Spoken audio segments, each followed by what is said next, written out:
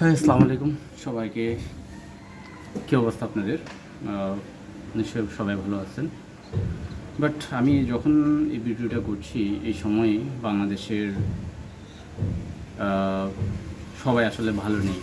কারণ আমরা সবাই জানি যে সোশ্যাল মিডিয়াতে যদি কোনো একটা নির্দিষ্ট এলাকার নির্দিষ্ট জায়গায় যদি কোনো ক্ষয়ক্ষতি হয়, সেক্ষেত্রে এই জিনিসটা পুরো দেশে ছড়িয়ে পড়ে। শুধু এটা কোনো দেশের অভ্যন্তরের বিবেচনা নয়। আমরা দেখলাম কিছুদিন আগে আগ পর্যন্ত বা এখনও পর্যন্ত গাজায় যে ঘটনাগুলো ঘটছে, এটার জন্য বাংলাদেশ নয়, পৃথিবীর সব মানুষই, যারা বিশেষ করে মুসলিম, তাদের রক্তক্ষরণ হচ্ছে। সো আমি খুব সাধারণ কিছু কথা বলার জন্য আসছি।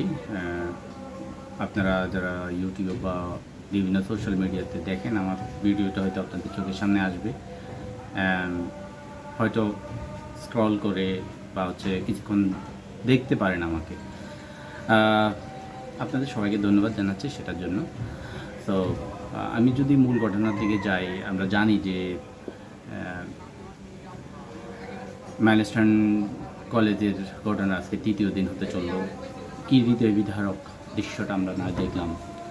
একটা প্রশিক্ষণ বিমান স্কুলের উপরে পড়লো, কতগুলো সাধারণ বাচ্চাদের জীবন কেড়ে নিল এবং অনেকেই দগ্ধ হলো। ফেসবুক এবং সোশ্যাল মিডিয়াতে খুললে এই জিনিসগুলো আমাদের সবার চোখের সামনে আসে। আপনারা দেখছেন নিশ্চয়ই একটা বাচ্চা ছেলে, সে সুরা শরীরে তার জামা কাপড় পড়ে গেছে, কোনো রকম মাথা চুল পর্যন্ত পড়ে গেছে, সে হেঁটে হেঁটে আসতেছে। গতকালকে খবর পেলাম ছেলেটা মারা গেছে। তো এই ঘটনাগুলো তো ক্রমাগতভাবে ঘটতেই চলছে। আরও যে ঘটনাগুলো দেখলাম যে হাসপাতালে বিভিন্ন পলিটিক্যাল পার্টির মানুষরা ভিড় জমাচ্ছে, ওরা দেখতে আসতেছে। যদি এই সময়ে এরকম একটা অবস্থার হাসপাতালে ভিড় করার কথা না, উচিত না, কিন্তু তবুও আমাদের দেশের রাজনীতি বুঝতেই পারছেন, সবাইকে তো দেখাইতে হবে যে আমি অমুক তমুক কিছু করি মানুষের জন্য। তো এই সবগুলো ঘটনা আমাদের দেশের স্বাভাবিক বিষয়, স্বাভাবিক জীবন, রাজনৈতিক সামাজিক পরিস্থিতির অংশ।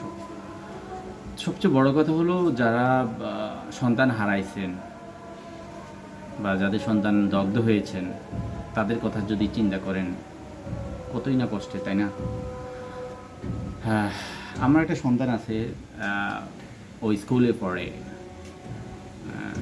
এখনও ফ্রি স্কুলেই পড়ে, বয়স 4 বছর। তো তার স্কুলে সে প্রতিদিন যাওয়া আসা করে। একজন বাবা হিসেবে আমি ভীষণ কষ্ট পেয়েছি যখন ওরকম একটা পরিস্থিতি দেখলাম যে মাইলস্টোন কলেজের বা স্কুলের যারা অভিভাবক আছে, তাদের মানসিক অবস্থাটা খুব ভালোভাবে অবলোকন করার চেষ্টা করেছে। এটা ভাবার কোনো অবকাশ নেই যে এরকম একটা পরিস্থিতি আসলে আমরা কেউ এটাকে ট্যাকেল দেওয়ার ক্ষমতা রাখি না। কিন্তু জীবন যায়, চলে যায়, জীবনে অনেক ধরনের ঘটনা ঘটে, অনেক দুর্ঘটনা ঘটে, যেগুলো আসলে আমাদের কারো নিজেদের ইচ্ছায় নাই। প্রকৃতির বা বিভিন্ন মানবসৃষ্ট ইনসিডেন্টের কারণে অনেক ঘটনা ঘটে যায়। তবুও কিছু কথা চলে আসে যে এগুলো তো কোনো প্রাতিষ্ঠানিক প্রক্রিয়ারই অংশ, তাই না? যে আমাদের বিমান বাহিনী বা আমাদের সশস্ত্র বাহিনী আমাদের গৌরব ও জাতীয় চেতনার প্রতীক বলে আমরা মনে করি। তারা আমাদের স্বাধীনতা সার্বভৌমত্বের অতন্দ্র প্রহরী হিসাবে আমাদের জাতীয় নিরাপত্তা, রাষ্ট্রীয় সার্বভৌমত্বের নিরাপত্তায় নিয়োজিত। আমরা যদি এই ঘটনাটাকে আমরা প্রধান উপসর্গ হিসেবে ধরি, তাহলে আমরা দেখব যে আমাদের বাহিনীগুলোতে একটা বড় ধরনের ঘাটতি রয়েছে। বিশেষ করে যে সকল বিমানগুলো আমরা প্রশিক্ষণ বিমান হিসেবে আমরা ব্যবহার করি, সেগুলোর ব্যাপারে কথা হচ্ছে অনেক পুরানো। আমাদের কি এই জিনিসগুলো রিকভারের সক্ষমতা কখনো ছিল না, নাকি আমাদের সদিচ্ছাটা ছিল না? এখন এই প্রশ্নটা কিন্তু এসেই করছে। বিশ্বের 37তম সামরিক সক্ষমতার দেশ এবং বিশ্বের 40তম বৃহৎ অর্থনীতির দেশ আমাদের দেশ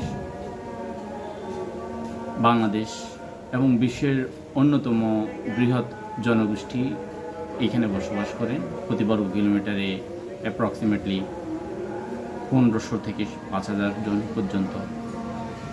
সো এই অর্থনীতির একটা দেশে যদি আমাদের জাতীয় নিরাপত্তার অনুসর্গগুলো, যে টুলসগুলো, যে কম্পোনেন্টগুলো রয়েছে, এইগুলো যদি একটু দুর্বল হয় তাহলে তো আসলেই চিন্তার বিষয় রয়েছে। অবশ্য অনেকে বলতে পারেন যে বিশ্বের অনেক দেশে তেমন ঘটনা ঘটে। ভারতে MiG-29 বিধ্বস্ত হয়েছে, তাদের সেনা প্রধান পর্যন্ত মারা গেছেন, এরকম ঘটনা ঘটছে। ইরানের একটা ঘটনা কিছুদিন আগে আমরা দেখলাম। এগুলো খুব সাধারণ ঘটনা হিসেবে আমরা চিত্রিত করার চেষ্টা করি। হ্যাঁ, হয়তো হইতে পারে সাধারণ ঘটনা, বলতেই পারেন, কিন্তু যে মানুষগুলো আজকে খুব ইনোসেন্ট একটা জায়গায়, যেখানে বিমান আসার কথা না, সেরকম একটা জায়গাতে এরকম একটা ঘটনা ঘটে গেল, সেটাকে আপনি কীভাবে জাস্টিফাই করবেন? এটা কিন্তু চিন্তা করার এখন সময় আসছে। স্বাধীনতার পর থেকে আমাদের পররাষ্ট্রনীতির একটা বড় বিষয় ছিল যে আমরা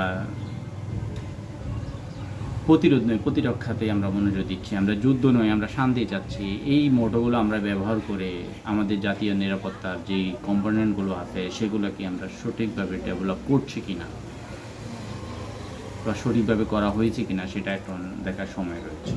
জিওপলিটিক্যালি আমাদের দেশটা অত্যন্ত গুরুত্বপূর্ণ একটা জায়গাতে রয়েছে, যেটার 3 দিকে আমাদের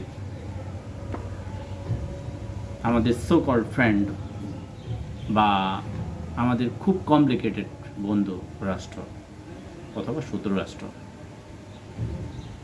ভারত নামে একটা দেশ রয়েছে। আমি লক্ষ্য করে দেখেছি বিভিন্ন সময়ে আমরা যখন সামরিক সক্ষমতা বাড়াতে যাচ্ছি তখন রাজনৈতিকভাবে আমাদের উপর একটা প্রভাব বিস্তার তারা করার চেষ্টা করেছে। তাদের নিরাপত্তার জন্য আমাদের অনেক কিছু করার সুযোগ হচ্ছে না, বা আমাদের দেশের দুর্বল রাজনৈতিক ব্যবস্থার কারণে, তাদের উপর নির্ভরশীল হওয়ার কারণে আমাদের সামরিক সক্ষমতায় আমরা কিন্তু বাড়াতে সক্ষম হইনি। হয়তো কোনো একটা যুদ্ধে শক্তভাবে আমরা খুব কঠোরভাবে আঘাতপ্রাপ্ত না হলেই আমরা হয়তো বুঝবো না যে আমাদের সামরিক মেশিনারিজগুলো, সামরিক কম্পোনেন্টগুলো আমাদের কত না গুরুত্বপূর্ণ, কত না দরকার। আমি চাই আমাদের দেশের জাতীয় নিরাপত্তার স্বার্থে আমাদের বাহিনীগুলোর সক্ষমতা বৃদ্ধি করা দরকার। বিমান থেকে শুরু করে, মিসাইল থেকে শুরু করে যে সকল উপাদানগুলো বর্তমানে যুদ্ধ এবং নিরাপত্তার জন্য খুব গুরুত্বপূর্ণ, সেগুলোর বৃদ্ধি করা দরকার। আমাদের বিমান বাহিনীর প্রধান ইতিমধ্যে একটা বিবৃতি দিয়েছেন, যে বিবৃতিটা আমার কাছে খুব দায়সারা মনে হয়েছে। আমার কাছে মনে হয়েছে যে এই বিবৃতি থেকে আরও শক্তিশালী বিবৃতি আমরা প্রত্যাশা করছিলাম। খুব দুঃখজনক হলো সত্যি যে এরকম একটা অবস্থার আমাদের দেশ সম্মুখীন হচ্ছে। আমাদের দেশে একটা বিপ্লবী সরকার বর্তমানে রয়েছে, যারা একটা অভ্যুত্থানের মাধ্যমে, একটা বিপ্লবের মাধ্যমে আমাদের দেশে অত্যন্ত গুণী সম্পন্ন একজন রাষ্ট্রপ্রধান রয়েছে। আমি বিশ্বাস করি বাংলাদেশের রাষ্ট্রপ্রধান যিনি রয়েছেন, প্রধান উপদেষ্টা, তিনি আমাদের সামরিক বাহিনীর সক্ষমতা বৃদ্ধিতে অন্তত এমন একটা স্টেপ নেবেন, যে স্টেপটা বাংলাদেশের আগামী 30 বছরের সার্বভৌমত্বের ভাগ্য নির্ধারণ করে দিতে সক্ষম হবেন। আমরা সেই প্রত্যাশা করছি।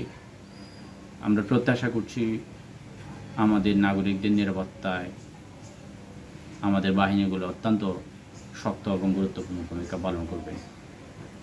প্রত্যেকটা প্রাণ আমাদের গুরুত্বপূর্ণ, প্রতিটা প্রাণ।